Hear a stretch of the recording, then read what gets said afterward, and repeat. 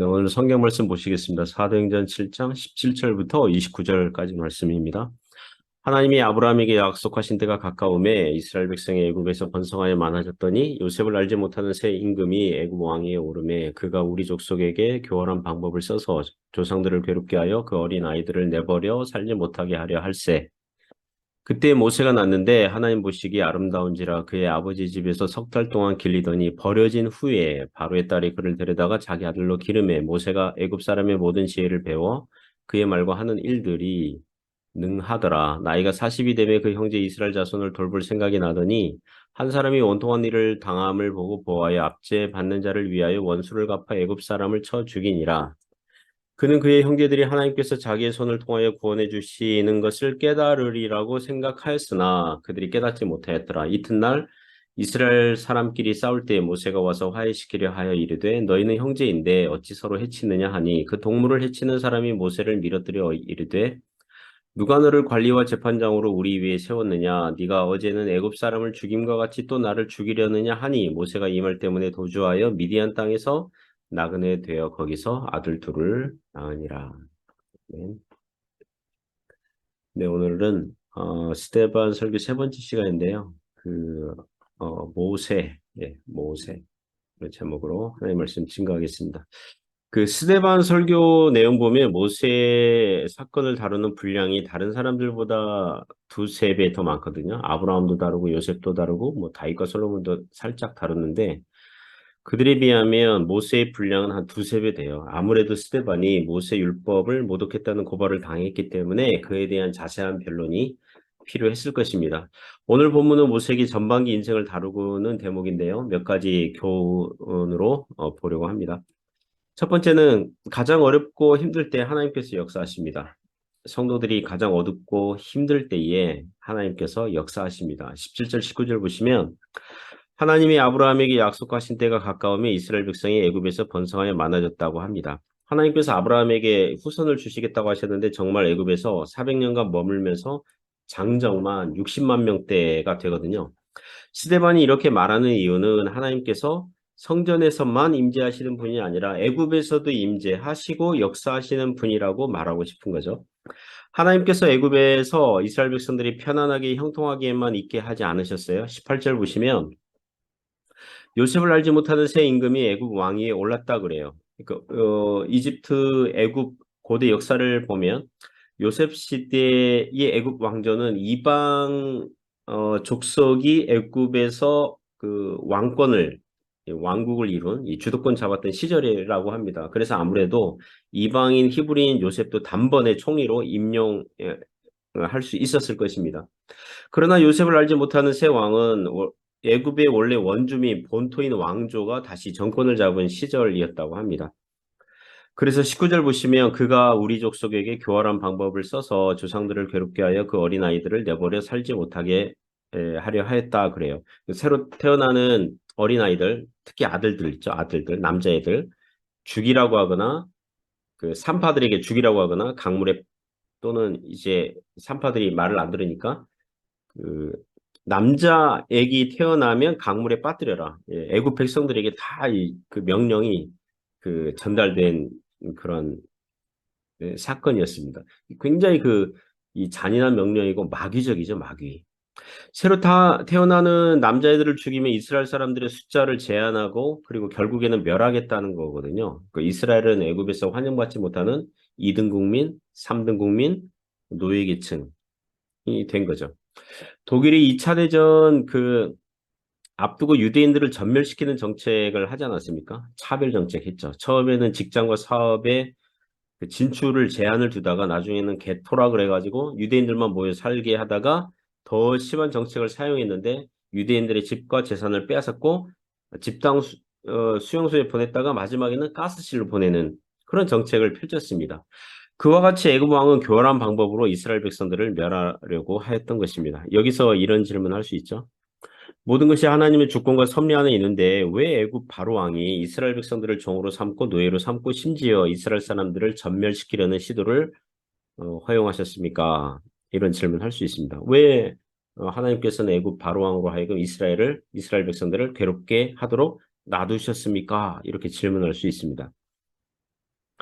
그것은 애굽에 있던 이스라엘 백성들은 애굽의 영광과 그 아름다움과 그 풍요함에 미혹되지 말고 그 땅을 떠나고 싶어하는 마음을 주시기 위함이라는 것입니다. 이스라엘이 만약에 애굽에서 종이 아니라 노예 그 신분이 아니라 주인 노릇하고 귀족 계급이 되어서 잘 먹고 잘 살았다면 수백 년 동안 잘 살았다면 나중에 모세가 여러분 출애굽합시다. 애굽을 떠납시다. 그러면 이스라엘 백성들이 뭐라고 그럴까요? 당신이나 떠나시오. 우리는 여기가 좋사오니 떠날 생각이 없어. 라고 했을 것입니다.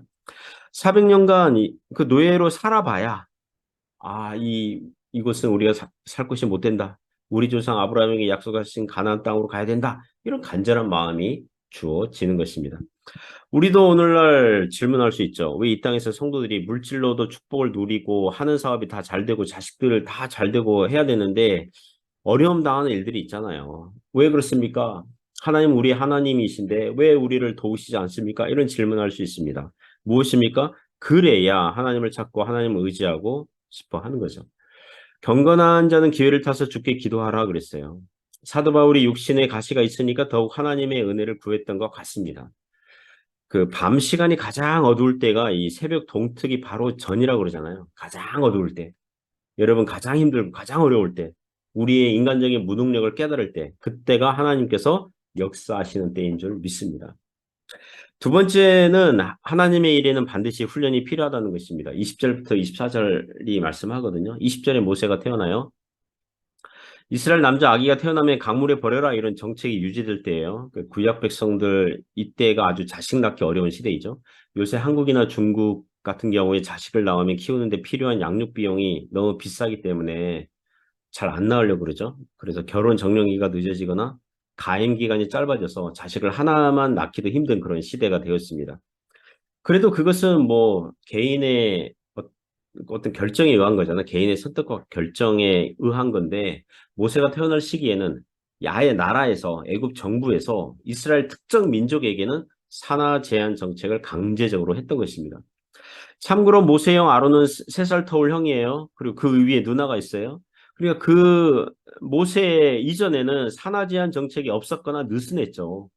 모세 이후에도 출애굽 이후 광야에 와서 백성들의 숫자를 셀 때 20살 이상 남자들 세거든요. 그러니까 많았거든요. 20살 이상 많았다고요. 그러니까 모세 이후에는 산하 제한 정책에 느슨했거나 뭐 없어졌거나 뭐 그런 것 같아요. 그 모세가 하필 모세가 태어날 즈음에 유독 산하 제한 이 아들 금지 정책이 심했던 것입니다. 그 어려운 시기에 모세가 태어난 거예요. 그의 아버지 집에서 3달 동안 길러졌습니다. 그리고 21절 보시면 버려진 후에 그러니까 모세 부모가요 모세를 버렸어요. 버려진 후에 모세의 친부모가 모세를 버렸어요. 모세를 낳자마자 곧바로 당국에 신고하지 않은 건 잘했어요. 3달 동안 은밀히 키운 건 잘했어요. 그러나 3달 이후에는 이제 그 히브리 남자에게 태어났는데 죽이지 않은 걸 이제 적발당하면 처벌받을 것을 두려워하여 갈대 상자로 이제 작은 배처럼 만들어 가지고 강에 이제 버리는 거죠. 버렸어요. 모세가 나중에 장성에서 이 사실을 알았을 때 충격받았을 것입니다. 친부모가 어떻게 자기들 생명은 소중하고 이 자식을 버릴 수 있냐? 아무리 당국의 명령이 냉정하다고 그렇지 어떻게 자식을 버릴 수 있느냐? 막 그렇게 삐딱선 탈 수 있잖아요. 하지만 그것 또한 하나님께서 모세를 훈련시키신 것입니다. 그리고 모세의 부모를 변론하자면 방금 태어난 모세도 있지만 이미 태어난 아론, 미리암 애들이 있거든요. 이 어린 애들이 있거든요. 부모가 당국에 고발되어서 해를 입으면 그 어린 아론과 미리암을 누가 키우겠습니까? 그러니까 모세의 부모도 눈물을 머금고 모세를 버렸겠죠. 예. 하나님의 또 은혜를 의지하면서 버렸겠죠. 버렸죠. 역설적이게도 바로의 딸이 모세를 데려다가 자기 아들로 길러요. 그러니까 하나님의 기적 같은 역사죠. 기적과 같은 역사죠. 바로의 공주는 상식적으로 아버지 왕의 명령을 모범적으로 따라야 되는 입장이거든요. 아버지 왕은 지금 히브리인들 숫자를 줄이려고 별짓을 하고 있어요. 그런데 바로의 딸은 아버지의 명령을 개의치 않고 아기 모세가 사랑스러워서 자기 아들로 받아들여요. 아마도 아버지 왕도 이 자기 딸 공주를 말리지 못한 것 같아요. 바로의 딸은 모세가 히브리 사람인 걸 알았을 거예요. 왜냐하면 히브리 이제 남자애기들은 태어난 지 8일 만에 할례를 받잖아요. 아버지 왕의 명령을 듣지 않는 그 딸에 의해서 모세를 애굽 왕궁의 왕자로 자라나게 하는 거죠. 하나님의 놀라운 역사죠. 아버지 말 듣지 않는 딸을 사용하셔서 모세가 애굽 왕자로 자라나게 되는 거죠. 22절에 모세는 애굽 사람의 모든 지혜를 배워 그의 말과 하는 일에 능하였고 23절에 나이가 40이 되매 그 형제 이스라엘 자손을 돌볼 생각이 났고 24절에 이스라엘 사람이 애굽 군사에 의해 원통한 일 당함을 보고 애굽 그 사람을 쳐서 죽입니다. 우리 하나님은 가장 어려운 시기에 모세를 태어나도록 하셨고 아기 때부터 생사를 넘나드는 사건들을 경험하게 하셨고 놀랍게도 애국 왕궁에서 왕자로 당시 받을 수 있는 가장 좋은 엘리트 교육, 세상 교육이지만 엘리트 교육 다 받게 했죠.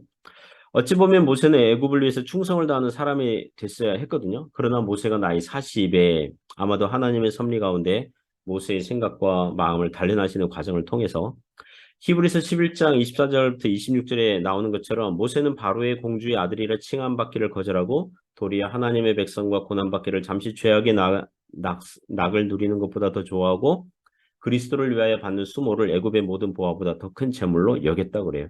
그러니까 모세가 자라나는 성장 과정에서 하나님께서 역사하신 거죠. 마음을 단련하신 거죠. 섭리 가운데 모세로 하여금 내가 이 애굽 왕자로 내 인생을 허비하면 안 돼. 내 백성을 위해서 내가 뭔가 의미 있는 일을 해야 돼. 이렇게 하나님께서 그 마음을 변화시켜 주신 거죠. 성도들도 마찬가지예요. 성도들이 세상으로 엇나가지 않고 세상 사람이 되지 않고 그럴 만한 사건들과 기회들이 많이 있었지만 세상의 헛됨을 알고 하나님을 경외하는 사람으로 바꾸어 주시는 것입니다. 오늘날 한국교회 한국교회로 한정하면 교회 안에 얼마나 부조리가 많습니까? 그죠? 교회를 떠날 만한, 신앙을 떠날 만한 사건들이 교회 안에서 막 일어나거든요. 막 일어나요. 어제는 제가 어떤 뉴스를 봤냐면 탈북자를 돕던 어느 목사님이 탈북자 여성을 성추행하고 성폭행 시도하고 그래서 그게 10년 전 사건인데 이제 와서 고발당하고 그런 이 비일비재하니까 새삼 놀랍지도 않는 거죠. 그 사건 보면서 신앙이 약한 성도들은 떠날 수 있잖아요. 그죠? 교회가 왜 이 모양이냐? 그냥 떠날 수 있잖아요. 그러나 어떤 성도들은 동일한 교회 안의 부조리를 보면서 더욱 하나님을 경외하고 신앙으로 붙들거든요. 그 이유는 교인들이 어리석거나 분별력이 부족해서가 아니죠. 마음이 단련된 거죠. 마음이 단련된 거예요. 진리를 알기 때문에 어느새 그런 것으로는 흔들 수 없도록 믿음을 견고하게 만들어 주신 것입니다. 그래서 하나님의 훈련을 받고 하나님의 사람들로 세워질 수 있기를 바랍니다. 세 번째 교훈은 하나님의 일에는 하나님의 때가 있습니다. 적절한 때가 있다는 것입니다. 25절에 보면 모세는 자기 형제들이 이스라엘 백성들이 모세의 손을 통해 구원할 것을 깨달으리라고 기대했어요. 하지만 그들은 깨닫지 못해요. 이튿날 이스라엘 사람끼리 다투거든요. 모세가 화해를 시키려고 시도해요. 그러나 적반하장격으로 동물을 해치는 사람이 모세를 거절하면서 밀어뜨리면서 누가 너를 관리와 재판장으로 우리에 세웠느냐. 그래서 전날에 모세가 애굽 사람 죽인 것을 고발합니다. 애굽 당국은 모세가 히브리 노예들을 선동해서 폭동을 일으키려고 하나보다 반정부 운동을 일으키려고 하는 반란자다, 반역자다. 그래가지고 모세를 찾게 되고 모세는 이에 도주하여 미디안 땅에서 나그네가 되어서 거기서 아들 둘을 이제 낳게 되는 거죠. 아들 이름 중에 하나가 게르솜이거든요. 게르솜. 타양사례예요. 한국말 번역하면 게르솜. 그게 타양사례. 나는 나그네가 되었다. 나는 쫓겨났다. 나그네가 되었다. 이제 그래서 아들을 이제 낳는 거죠. 이제 80세가 될 때까지 거기서 기다리는 거죠. 스데반이 모세가 자기 백성들에 의해 거절당한 사건을 이렇게 자세하게 언급하는 이유가 무엇입니까? 유대인들이 예수님을 거절한 태도가 대동소이한 거거든요. 모세 시대에 이스라엘을 구원할 수 있는 사람이 있다면 애굽 왕자로 키워진 모세거든요. 모세거든요. 지혜와 일에 능한 모세. 모세보다 더 나은 자가 없다고요. 그러나 동족 이스라엘은 모세를 거절하고 거부했습니다. 그들은 구원자를 거부한 거예요. 예수님을 거부한 것처럼. 그들의 행동은 늘 그런 식이었다. 이걸 얘기하는 거죠. 그리고 모세의 입장에서는 모세를 통해서 우리가 교훈받기는 모세가 가장 정력이 넘치는 40살, 40세에 그때가 하나님의 구원의 때라고 생각했는데 실은 그때가 아니었다는 거죠.